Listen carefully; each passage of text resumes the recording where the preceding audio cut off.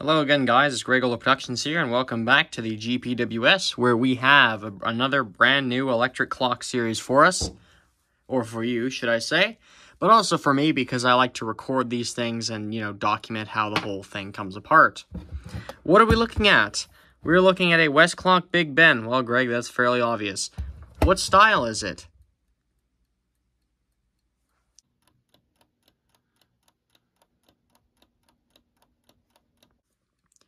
Yes, this Westclox Big Ben here has no style. All I can really say is that it was around the same time, probably about, I think, 1946, this guy was introduced. And, yeah, this isn't one of the typical Big Ben styles, 1 to 10. No, this is sort of a weird electric Big Ben. So I guess we're just going to refer to this as, and let's flip it around to the back. The model S6-D. I guess it's a Big Ben S60, or S6-D. Yeah, that's all we can really call it. And yes, this is from that one episode of Alarming Antiques. I don't know if you guys remember that. The Unusuals, from almost a year ago now. I got this clock, I think, in August of 2021. And here we are in July of 2022, actually working on the thing. Yes, I've been busy with other projects, and still am, but I figured I needed another electric clock in service, so let's get this guy going. So I don't exactly know what day this one was made. We'd have to pop it open to find that out. We'll clean this off later, clean the glass later. This guy does run, believe it or not. The power cord, let's see what condition you're in. Nothing too bad, I don't think, coming out from there. Might not have to replace this. Yeah, that seems pretty good. I'm just feeling it along there, making sure there's no frays or something. It's just a tiny bit dry, and I might just, I don't know. It's still usable, though, from the looks of things. Go all the way down the cord. And there's no fraying anywhere. So this looks like a good power cord to use still. This doesn't look like that'll give us any problems. That's a really nice cord. Just to show what cord this is. It's a, what are you? I think it said CSA approved on here somewhere. UL listed. Great. Not telling me what you are, though. It says 7N by the looks of it. Does anyone recognize that logo? What does that say? Follow. Interesting. That's made in the USA. And yes, viewers, unlike most of the clocks we service, this Westclox is actually made in America. If I can actually get down to the bottom of the dial, we'll see that later. But yes, this is an American Westclox. American, can't do the accent, not even going to try. Westclox Big Ben style S6-D. There we go. And how this guy works is you've got your time setting knob. Check. That is functioning. Also, we've got a power eye on this. That's fantastic. We've got our alarm on and off switch. Check. Our alarm setting knob. Check. Our soft and loud switch, kind of unusual to have on, well, I think, at least I think anyway, that these would be fairly uncommon to have on a model, I guess 1946. I guess the Baby Bens had them. There was no Baby Ben of this, but just the mechanical Baby Bens by this era had a soft and loud. So I guess must be a fairly new thing still. Uh-oh, there is a alarm winding key or knob that is missing. Well, never fear, because apparently this particular clock may or may not wind itself. Yes, this thing may automatically wind its own alarm. This clock has an alarm, a bell alarm that is driven by a spring. The clock itself is electric, but the alarm is spring driven. That is something else. I'm kind of surprised that Westclox would do that. I don't know why they wouldn't just, make the whole thing electric. But in these earlier electric years, stuff like this was more, how should I say? I don't know if it was more in favor or whatever, but I don't know. They decided to go with this in 1946 or so. How we came to the conclusion, and I really do say we because it was a we situation, was I was telling OK Bridges about this clock that I had got it, and this was a year ago now almost. I said to him I got it, but there's no alarm winding key. So we end up going on Bill Stoddard's clockhistory.com. We end up going on the parts manual for this, or I don't know what Westclox PDF it was, but it was one of them. It had an exploded diagram of this one. I think it was one of the first aid for injured Westclox. One of the first aid for injured Westclox, sorry. And it was one of those PDFs where they have the whole clock, you know, you can order, it's for the company, for dealers to be able to order new parts from. And this clock was on there, and there's like a certain wheel in this thing. And OK Bridges pointed it out. We were on a Discord call as this was going on. OK Bridges points out, yeah, there's a certain wheel on there. Usually when electric clocks have that type of wheel, or electric alarm clocks have that type of wheel, the thing, chances are, will wind itself over a day's running time. So, yeah, I can't exactly just wind it up. I have to let the thing run for a day, which is kind of interesting, actually. Yeah, it's a bizarre one. It is a, well, I guess not for 46. Anyways, let's get this open. Someone must have had this clock and just thought it was the coolest thing. Thought it was the most up-to-date piece of furniture in their home. This thing would look great on a desk. Okay, there's one screw. I'm going to get a parts cup. You know, this would be a fairly impressive looking alarm clock to have. It's fully made of, I think, Bakelite plastic. And there's vents there. Look at that. Covered in dust, by the way. Old dusty vents. Oh yeah, and there's a CSA approved sticker on the bottom. What the heck just fell? Something's loose inside this thing now. Oh, nice. Yeah, there's what's left of a CSA approved sticker here. So these guys were shipped from the US to Canada, and I guess sold here with that. Because if it was just shipped here, it wouldn't have it, like, just directly from the US. It wouldn't have a CSA sticker, so it had to have been sold here. But it was still made in the US. I guess what the heck just happened there? Okay. So, yeah, this case is slightly broken in one spot. This does go back on, how did this go again? I think it went like this, didn't it? Yeah. Yeah, it went like that. You wouldn't even notice that crack. But yeah, this guy is broken off. The thing looks very dilapidated when you... Oh boy, there's other pieces rattling around in this thing. Okay, let's just pull it apart. See what we get. Shoot, what is coming off now? Yeah, this Big Ben's had a life. Let's just say that. Oh, hello. Hello, hello, hello, hello, hello, hello, hello. What the heck? Where did you come from? Look at that.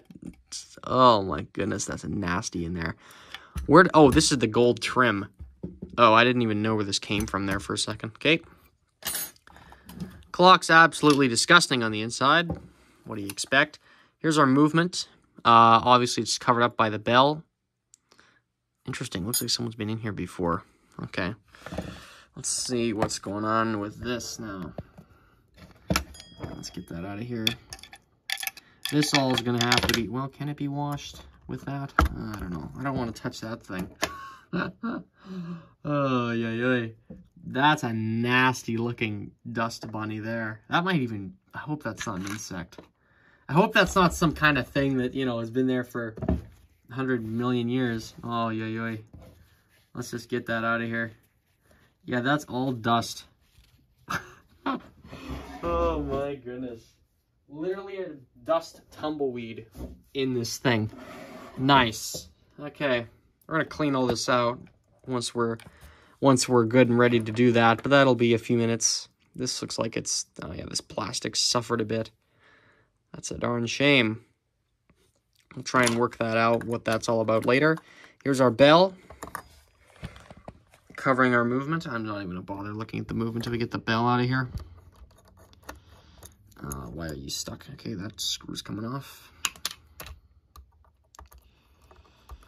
And let's see what we've got here. I see heat shrink tubing, so that's a nice sign. This thing, this thing is, well, it's the power cord's on right, but But, oops, okay, there we go. And, of course, there's our bell with our soft and loud still attached. What the heck happened here? Oh, look, there's a date code. 1949 this guy is from. Interesting. Look at you. Look at that movement. I think that's the one bent bolt basically has. And Chase, if you're watching, this is what your Westclox Dunbar has here. This movement right here, I'm pretty sure. Power cord looks good to go on this, I think. You know, you can see the heat shrink tubing there. Might add some electrical tape to this. I don't know if I'm going to do much else. That looks like a cord would have gone there at one point. This thing. Westclox used to have this on some of their electrics. They had a screw and just kind of a bracket where some of these cords could be wrapped around if I'm not going to say if whoever desired, but... And usually they would be, but it looks like someone's been in here before. And this motor, by the way, viewers, like I have tested this clock, this does run. So, that's good. Let's get this apart here. Let's get all this nonsense out of here. Okay. Get this off. Shame our case is slightly broken there. One spot. I may have to fix that with Gorilla Glue. Don't think I'm going to just leave that. You have to be careful with these plastic cases or Bakelite cases that are this old. Okay.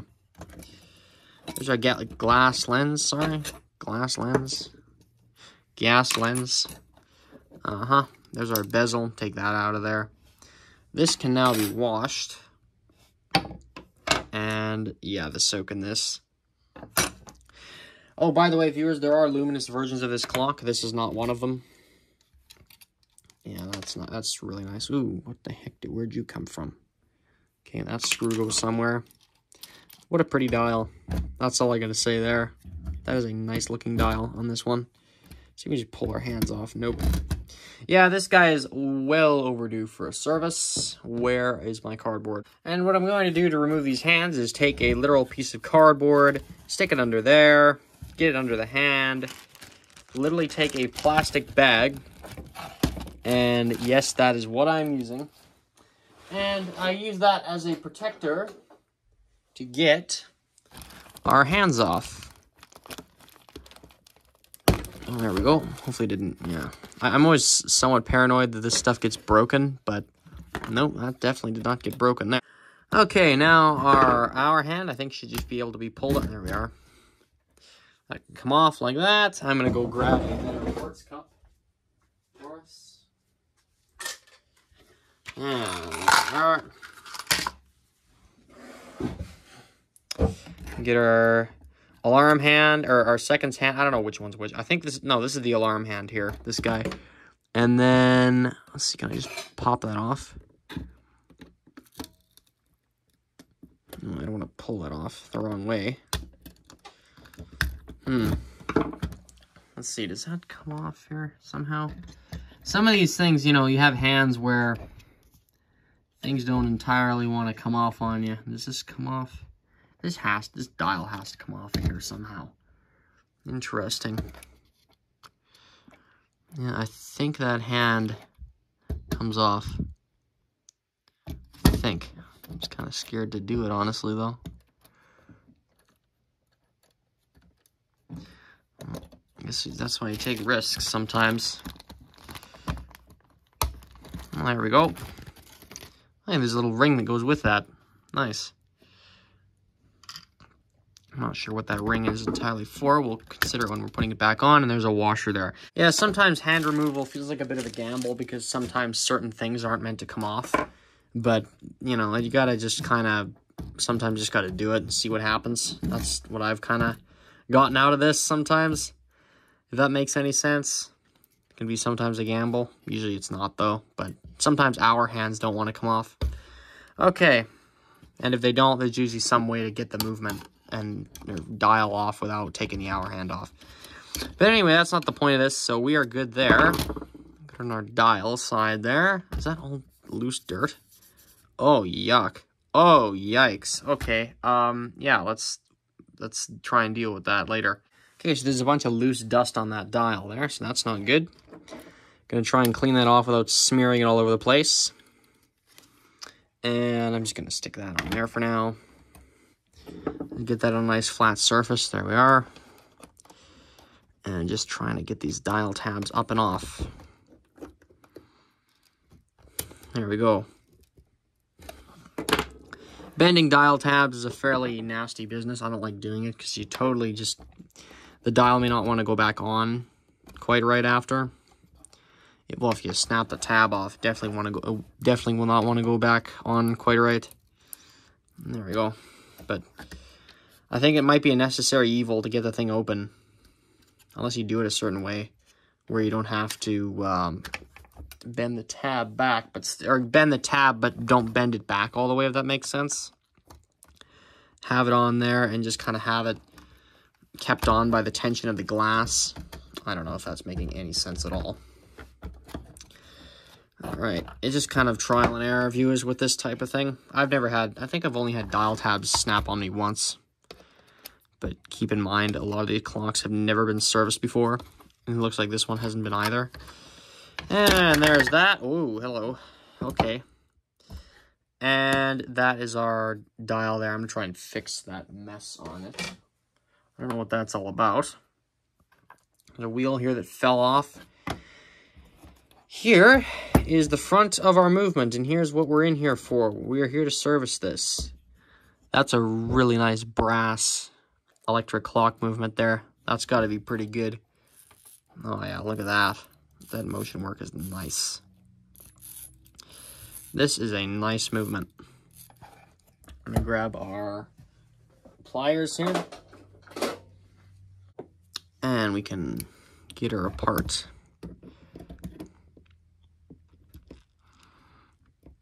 Try not to totally destroy it with tool marks.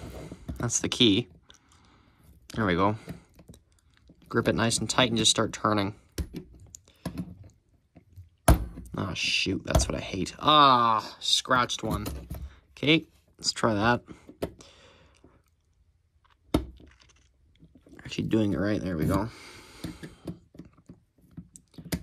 There we are. Now we can just undo them by hand, I think, or not. We're not quite there yet. I don't know what I think about this movement so far, viewers. I don't know. It looks really nice. It looks actually a lot nicer than some of Westclox's later electric movements. Because a lot of the time they just totally cheapen out and use steel on you. But no, this is almost all brass. So right after World War II, they were still giving you a fully brass movement in there. Yeah, and these, I don't know, does that come off? Yes, it does, okay. Okay, good enough. This thing is covered in dust. Why are we servicing the clock to begin with? Well, it's dirty, disgusting, and obviously needs oil and just, you know, maintenance check. Because I want to use this thing regularly.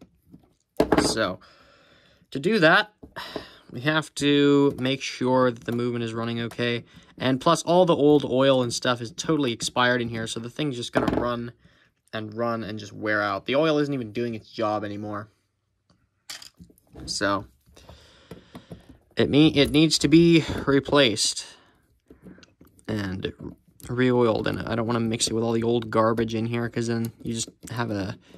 I heard somewhere that you create an abrasive paste by just adding more oil to this thing. Or you just gum it up. Oh, those grommets are rock solid. Oh, boy. I might try and replace those. Don't know if I will. I'd break them if I took them out. That's what I'm thinking. Oh, yikes. Okay, that was a mistake. Yeah, those guys are hard as a rock. So I'm going to stick that there. Put that there. And here's our movement. Okay, how do you come apart? Or do you come apart? Or will you come apart? Okay, there we go. There's that alarm wheel. There's our motion work. Let's take a minute to just see how this thing actually operates here. We've got our motor on top. And what would be the way we put it back together again? I think this way, wouldn't it be? This gear... Oh, no. That gear train isn't riveted together, is it? Oh, my goodness, I think it is. Oh, no, there's nuts here. Never mind. Totally disregard. There's rivets on that side, but those are for just keeping the pillars in place.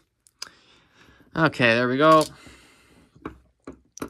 I see a clip I really don't like. This guy right here. These guys are agonizing. I think I could probably leave that on there, though. Oh, there's more washers coming out. Now that looks agonizing. It looks very annoying to deal with. But we'll have to deal with it for the sake of the... Actually, will we? Whatever. It looks like it'll come apart even if that stays on there. The movement might be hanging out in two pieces, but whatever. Okay, there we are. Here we go. So we've got our right side up here. We've got our flag on the front. These gears, our alarm stuff, which looks like this is not riveted on or whatever. Oh, maybe it is.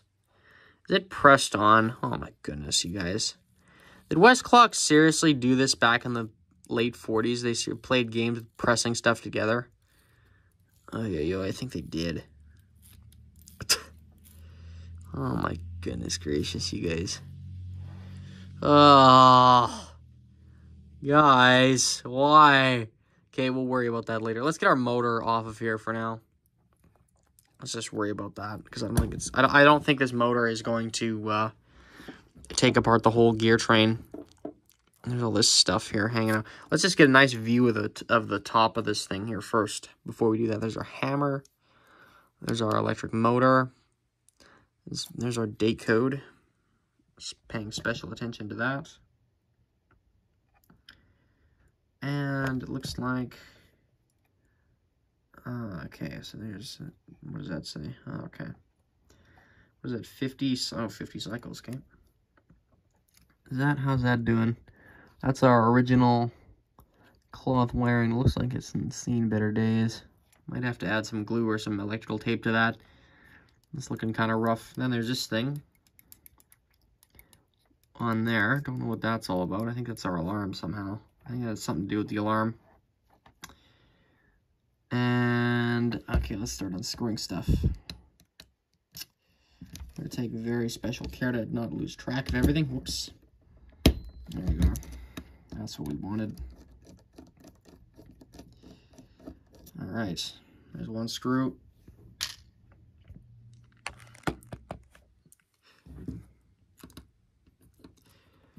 Might be totally undoing the whole coil assembly area. I don't know what exactly I'm unscrewing here, but anyway. I see screws, so I'm undoing them. This may not even be necessary to come off, but we're working it out somehow. Now that rod there does stuff with the alarm. Interesting. And then I'll take this off. There we go. Chase, pay attention. Your Westclox Dunbar has these parts in it. Has this earlier motor in it. Let's see here.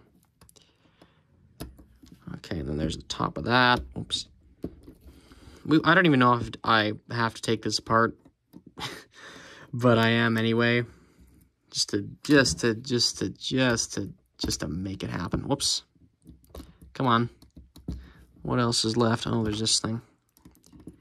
There's a screw down there. Oops, I don't want to scratch any of this stuff. So that's a hard screw to get at. Oh, but I popped it, so that's good. Okay.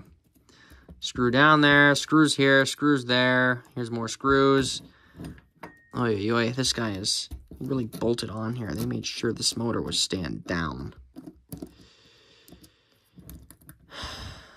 And that's that. Oops.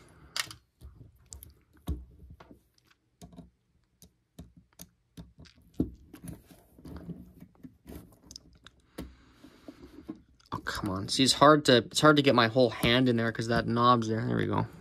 I can get my grip going. All right, there's our motor off of our clock. What the heck is that? I don't know what that's all about. Oh, that's our rotor, isn't it? Yeah. What's in like this capsule type thing? Interesting. It's very insulated, isn't it? Does this coil just come off?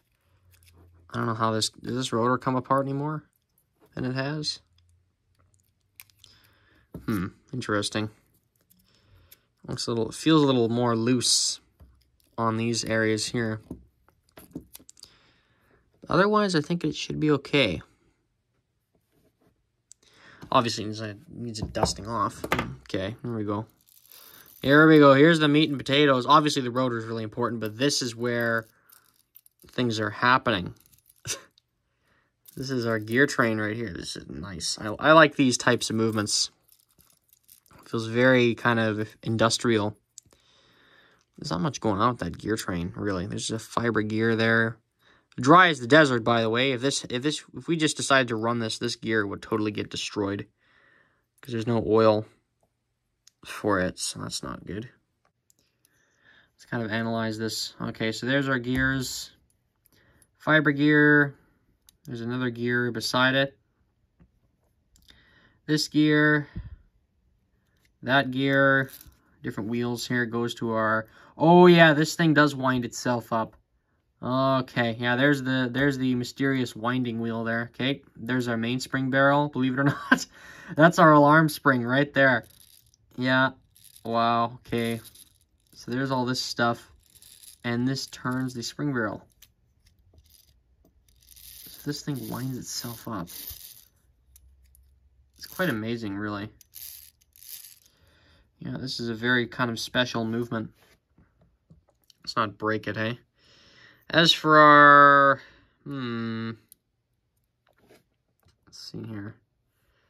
As for all this stuff, as for our knob here, I'm debating if that even needs to come off. I think it probably should. I'd like to take it off, but I don't know if I don't want to break any of this stuff, hey? I always say this kind of electric clocks, being oiled is more important than being clean for these guys.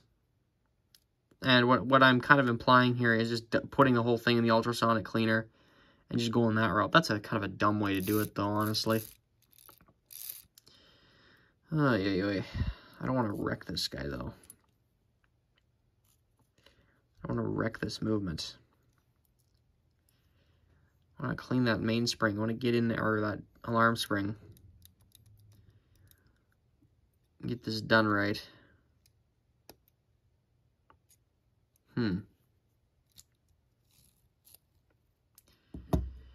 Let's try and get that apart. That there. Let's just see what we can do with our screwdrivers here and just see what we can make happen. Oh, come on. I'm going to get my wooden blocks out. Also, viewers, our video is getting kind of long, so after this, I'm going to call it. I just want to see what happens here. Oh, come on. There we go. Hey, we're levering this guy up. Hey. Okay, this guy is off. Our alarm knob is off. That was incredibly easy, actually, to deal with. As you saw, I took a pair of these cutter pliers here and basically pried it off with a screwdriver.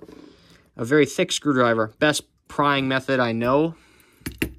I just ended up coming across it by accident. Viewers didn't even really... Just kind of was fumbling around with pliers, and that's what happened. I had a movement that needed a knob to come off, and I was just experimenting, so that's what happened. Okay, now let's get all this nonsense apart here. And of course, our alarm mechanism here. There's a washer there, double D shaped washer, of course. Wouldn't be complete. Wouldn't be a Westclox if it didn't have a double D. And there's that stuff. There's a lot of little gears and things in this, isn't there? Very interesting Big Ben. Very different one than what we're used to a lot of the time. Why is this? What the heck is happening here? Okay. There's our time setter. I'm going to take that knob off, I think. Yeah, because this stuff... Oops. Why is this moving? Hold on. Before we even talk about that... Why is this? Did that wear? Oh my goodness. Okay, I think our Big Ben has actually This is why you service these clocks. It looks like this thing might have actually worn the pivot hole really bad in this area over here. Shoot. Yeah, it has. Oh my goodness. Yeah, the gears aren't quite meshing up properly there anymore. That definitely needs to be rebushed, but I don't actually have the equipment to do that. So, I'm probably just going to leave it. What is the consequence of that? Well, sometimes our time setting gear doesn't engage properly with these guys, but yeah, that's not supposed to be moving like that. It wouldn't have any effect on the timekeeping, because this is a synchronous electric clock, so you're fine there. See that? It wasn't merging up quite right there for a second. Oh, well, I think it's worn. I think.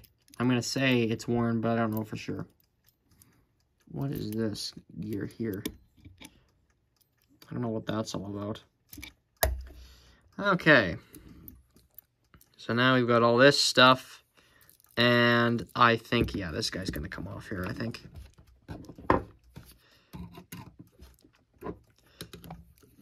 I don't think this knob's particularly tight on the staff here. Oh, maybe we shouldn't take it off then.